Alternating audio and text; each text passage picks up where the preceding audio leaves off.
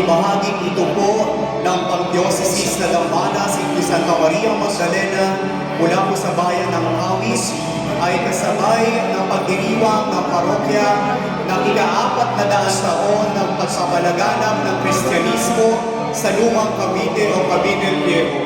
At ngayon ay kapiling po namin ang isa sa pinakamatandang imahe ni Santa Maria Magdalena sa buong Pilipinas, ang patrona ng Revolusyonaryong Caviteño, ang paraluman ng bayan ng Kawi, Santa Maria Magdalena. Viva Santa Maria Magdalena! Viva! Viva Santa Maria Magdalena! Viva! Palakpakan po natin ang original at mapaghimalang imahe ni Santa Maria Magdalena na ngayon po ay nagdiriwang ng ika-400 taong anibersaryo ng pagpapalaganap ng Kristyanismo sa Lumang Cavite o Cavite el Viejo. Viva Santa Maria Magdalena! Viva! Viva Santa Maria Magdalena! Viva!